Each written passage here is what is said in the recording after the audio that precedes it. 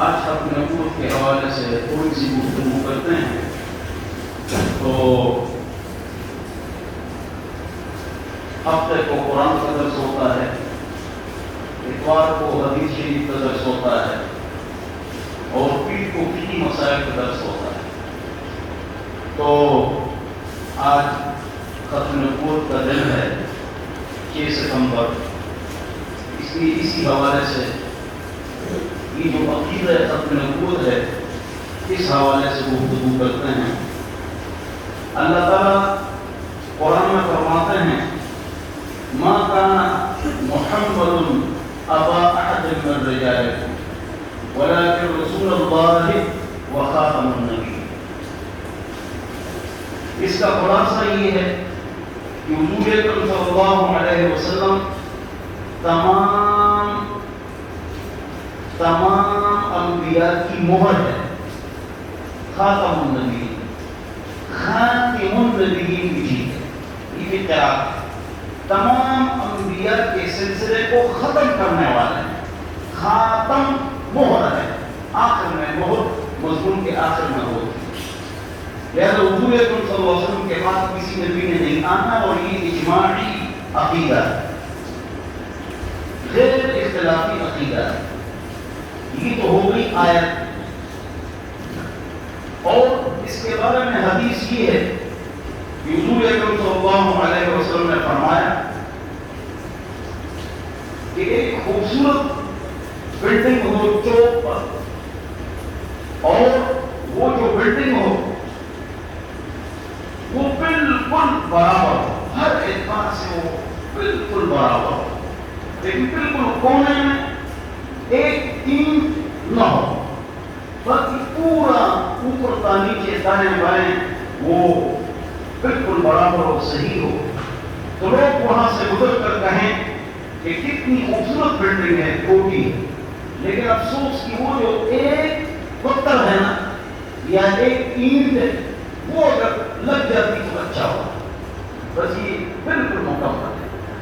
حضور اکرم صلی اللہ علیہ وسلم نے فرمایا وہی ایک اینٹ میں اور وہ لگ گئی، اب بلڈنگ مکمل ہے، اس کے بعد کسی نبی نے گویا کہ نہیں آنا ہے. حدیث تیسری حدیث حضور اکرم صلی اللہ علیہ وسلم کا ارشاد ہے انا خاتم النبی لا نبی بعد، میں تمام انبیاء کی مہر ہوں، میرے بعد کسی نبی نے نہیں آنا ہے. لا نبی بعد، حضرت عیسیٰ علیہ السلام تشریف لائیں گے لیکن وہ امتی بن کر آئیں گے، نبی بن کر نہیں آئیں گے.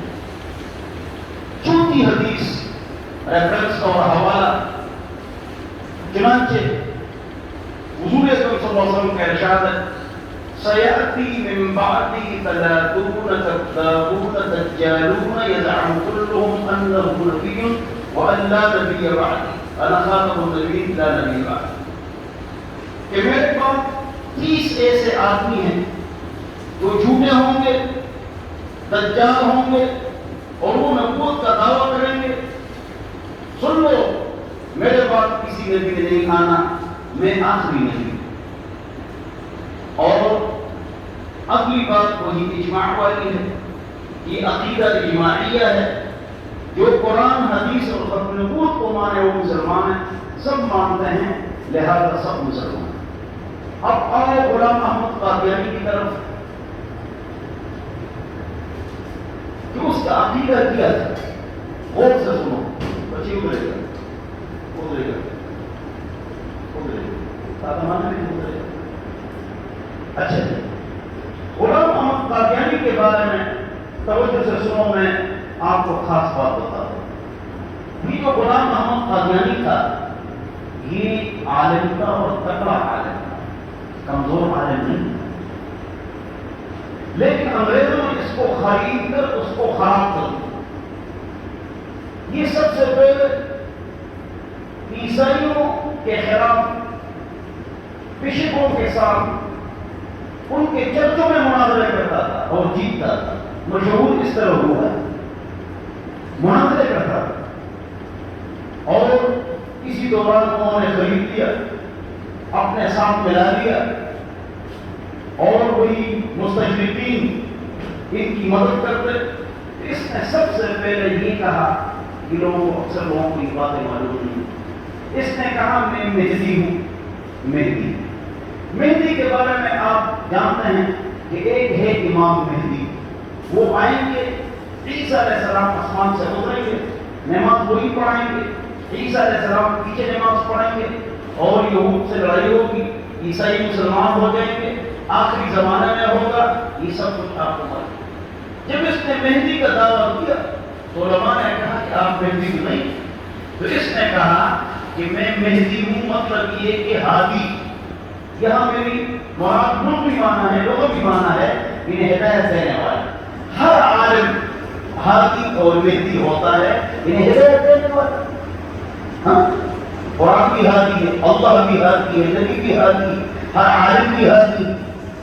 ہاں، بات سے بات ایسے ہوتی ہے، اللہ بھی رحیم ہے، نبی بھی رحیم ہے، آپ بڑے رحیم کریم ہیں، اس کا اطلاق سب پر ہوتا ہے۔ تو اس نے کہا نہیں، میں تو لغوی معنی مراد دے رہا ہوں۔ اچانک اس نے پھر دعویٰ کیا کہ میں امام مہدی ہوں۔ پھر علماء نے کہا جب امام مہدی آئیں گے تو ان کے ساتھ عیسیٰ علیہ السلام ہوں، اور وہ عیسیٰ علیہ السلام کے ساتھ ہوں، اور یہ قریب کا زمانہ ہوگا تو عیسیٰ علیہ السلام کہاں ہے؟ اور آپ مکہ مدینہ بھی نہیں گئے ہیں، نہیں گئے۔ سب سے پہلے بڑا سوال تو یہ بنیے کہ مکہ مدینہ عمرہ اور حج کے لیے کیوں نہیں گئے؟ یہ ایک سوال بولتا ہے، کچھ نہیں گزاری۔ بہرحال تو پھر اس نے اس کے بعد آپ حیران ہوں گے کہ اس نے دعویٰ کیا کہ میں مسیح موعود ہوں۔ یہ نہیں کس عیسیٰ علیہ السلام کا، عیسائی اور مسلمان انتظار کر رہے ہیں، دوسرے آسمان میں ہیں، میں وہ ہوں جو آ چکا ہوں۔ پھر یہ دعویٰ، اور آپ حیران ہوں گے کہ اس کی قبر کو گوگل میں آج سرچ کرو، اس کی قبر پر لکھا ہوا ہے مسیح موعود۔ یہ لکھو، ہم ان سے پوچھتے ہیں کہ آپ امام مہدی ہے تو عیسیٰ کہاں ہے؟ اگر آپ عیسیٰ علیہ السلام میں موعود تو امام مہدی کہاں ہے؟ اور آپ نے دجال کو تو نہیں مارا، اور آپ نے جہاد تو نہیں کیا، آپ مکہ اور مدینہ تو نہیں گئے، تو یہ کیا کہتا ہے کہ میں نے جہاد کا نام ہی ختم کر دیا، میں ایسا پیغام لے کر آیا ہوں کہ اب جہاد کی ضرورت ہی نہیں۔ بہرحال اس نے جو آخری دعویٰ کیا ہے وہ اس کی قبر پر نہیں لکھا ہوا ہے، اس کی کتابوں میں موجود ہے۔ اکثر علماء کو یہ بات معلوم نہیں، ناراض ہونا، علماء سے ناراض ہونا۔ آخری اس نے جو دعویٰ کیا ہے وہ 3 طرح کے دعوے کیے ہیں ریاست پر۔ وہ یہ دعویٰ کیا ہے قبر پر لکھا ہوا نہیں کہ میں ذلی نبی ہوں، تو بروزی یا پھروزی نبی ہوں، برازہ نکلنا، اور حضور اکرم صلی اللہ علیہ وسلم کی جو حیثیت تھی اس وقت اس سے اعلیٰ شان کے ساتھ اب میں آیا ہوں۔ یہ 3 دعوے۔ ذلی کا معنی کیا ہے؟ اس کا معنی یہ ہے کہ میں نبی علیہ السلام کا سایہ ہوں، سایہ آیا ہے۔ تو پھروزی، بروزی، برازہ کا معنی نکلنا، میں کوئی نیا آدمی نہیں ہوں، حضور تو بعد آئے ہیں، میں وہی حضور ہی ہوں۔ اور لیکن اب تو جس شان کے ساتھ میں آیا ہوں وہ شان اس شان سے بڑھ کر ہے جو حضور کی شان تھی، نعوذ باللہ ہے۔ یہ ترتیب، دعووں کی ترتیب ہمارے یہاں مدرس علماء کو بھی معلوم ہے، اس نے کس طرح ترتیبات دعوے کی، آپ کو پتہ ہے؟ علماء کو پتہ ہے ترتیب اس نے کیا دعوے۔ آخری دعویٰ وہ قبر پر نہیں لکھا ہوا ہے، اس سے جو پہلے کا دعویٰ ہے وہ قبر پر لکھا ہوا ہے تاکہ لوگوں کو گمراہ کیا جائے۔ لیکن اگر مسیح موعود ہے تو امام مہدی کہاں ہے؟ اگر امام مہدی ہے تو مسیح موعود کہاں ہے؟ عیسیٰ علیہ السلام جو دوبارہ آئیں گے، پھر یہ دجال جہاد کیوں نہیں؟ اس نے جہاد کیوں نہیں کیا؟ مکہ مدینہ اس کے ہاتھ پر بیعت کیوں نہیں ہوئی؟ جھوٹا تھا۔ پھر اللہ تعالیٰ نے اس کے دماغ کو مار دیا، اللہ تعالیٰ نے اس کے اندر 35 بیماریاں ڈال دی، 35 بیماریوں میں یہ مبتلا تھا، یہ اللہ تعالیٰ نے اس کو مارا ہے. پھر اس کے بعد جو ہے نا اس کو گڑ بہت پسند تھا تو ایک جیب میں گڑ اور اس کو قطرے کا مرض تھا, پیشاب کے قطرے جس سے گرتے تھے تو دوسرے کھیت میں بھیگے ہوتے تھے. اس نے خود اپنی کتاب میں دکھا سکتا ہوں, وہ خود کہتا ہے کہ جب مجھے پیشاب کے قطرے آتے تھے تو میں گڑ سے اپنے آپ کو صاف کرتا تھا جلدی سے, اور جب میں گڑ سے جھگ لگاتا تھا تو میں بھیلے کو لے کر اس سے جھگ لگا لے. اور گرگا بھی غصوں کو بولتے ہیں, پانی غصے, یہ میں الٹی پہنتا تھا. اتنے اللہ تعالیٰ نے اس کو یہاں سے خراب کیا. ٹھیک ہے نہیں, بہرحال تو پھر جب یہ جو 3 دعوے ہیں یہ لوگوں کو معلوم نہیں ہے, خبر پر نہیں ہے, اس کی کتاب ہے. اب جو اہم نقطہ ہے وہ یہ ہے کہ جس پر قادیانیت کا شبہ ہوتا ہے کہ فلانا امیر, وزیر, سفیر, MP یا سی پر بیٹھے وہ قادیانی ہے, تو وہ قادیانی جس پر قادیانی کا شبہ ہوتا ہے اس کو کہا جاتا ہے کہ تو قادیانی ہے. تو آگے جواب میں ایک بات کرتا ہے, کیا توجہ, میں ختم نبوت پر ایمان لاتا ہوں,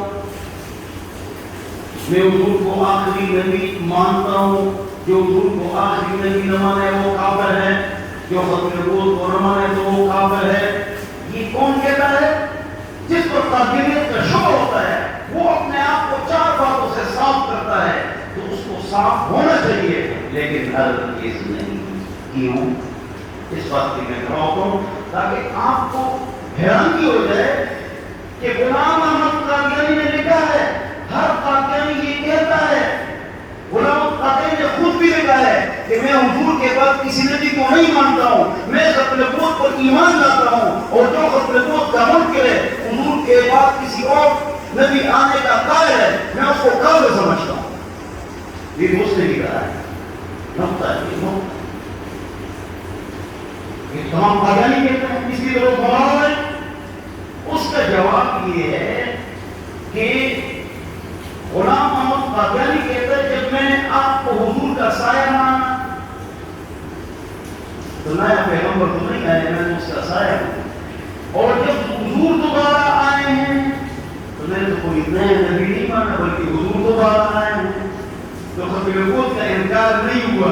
وہ کہتا ہے تو اس لیے وہی جملے غلام قادیانی بھی کہتا ہے, حق قادیانی بھی کہتا ہے, اور اپنے آپ کو صاف کر دیتا ہے. نہ, جس پر قادیانیت کا شبہ ہوگا, وزیر, امیر, سفیر, MP وہ یہ بولے گا. میں بتا رہا ہوں ختم نبوت کا منکر کافر ہے, ختم نبوت ہمارا ایمان ہے, حضور کے بعد کسی نبی نے نہیں آنا ہے.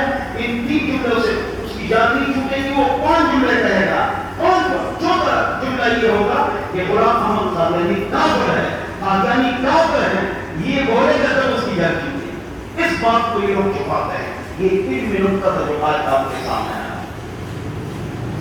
اور یہ کرتے ہیں فلانے اور فلاں نے اس طرح کیا ہے, کیا ہے. اور جب وہ اینکر نے اس سے سوال کیا تو اس نے یہ کہا ہے ہم ختم نبوت پر ایمان لاتے ہیں, اور پھر تو بڑا وقت قادیانی بھی کہتا ہے. تو ان کا جو سازش ہے اور جو ان کا موقف ہے وہ اکثر لوگوں کو معلوم نہیں ہوتا. اس لیے میں نے واضح ترتیب اور ہر بات آپ کو بتا دی. اس موضوع کو جو نا اگر آگے چلایا جائے تو بہت لمبا موضوع ہے, لیکن ہم ایک 2 لطیفے سنا لیتا ہوں. اچھا رہتا ہے کیا ہو جائے کشف زعفران ہو جائے. تو اس کو کسی نے کہا کہ آپ کے پاس وہی آتی ہے, غلام قادیانی کو کسی نے کہا, تو اس نے کہا ہاں میرے پاس وہی آتی ہے. اسی لیے آپ کو اپنے آپ کو پیغمبر مانتے ہیں, تو یہ آپ کے فرشتے کا کیا نام ہے؟ یہ اس کی کتاب میں کیا نام ہے؟ بولو PG کیا یہ نام بھی کہ عربی میں کیا ہے؟ PG اس کے فرشتے کا نام. PG خود دیتا ہے. تو فرشتے نے آپ کی طرف جو وہی کی وہ نہ سناؤ کہ ایک مرتبہ مجھے فرشتے نے کہا I love you. یہ خود دیتا ہے اور کچھ بھی نہیں کہا. یہ ہے کوئی کافر نہیں بنتا ہے لیکن قادیانی بن جاتے ہیں. کیوں؟ وہ یہ دھوکہ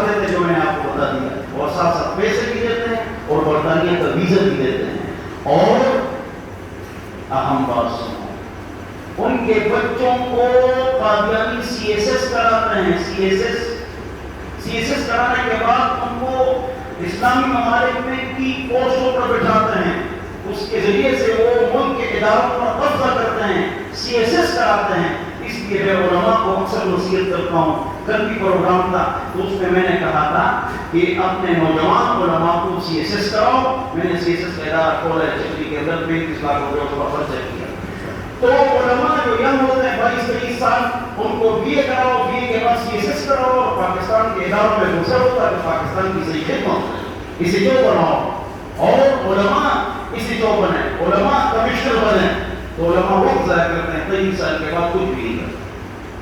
تو ان کو کافر کہنے کے بجائے اگر یہ ساری توانائی ہم سی ایس ایس پر لگا رہے ہیں اور ہم اداروں میں گھس جائیں اور اداروں میں پاکستان کی صحیح خدمت کریں، یہ بڑا اچھا ہوگا۔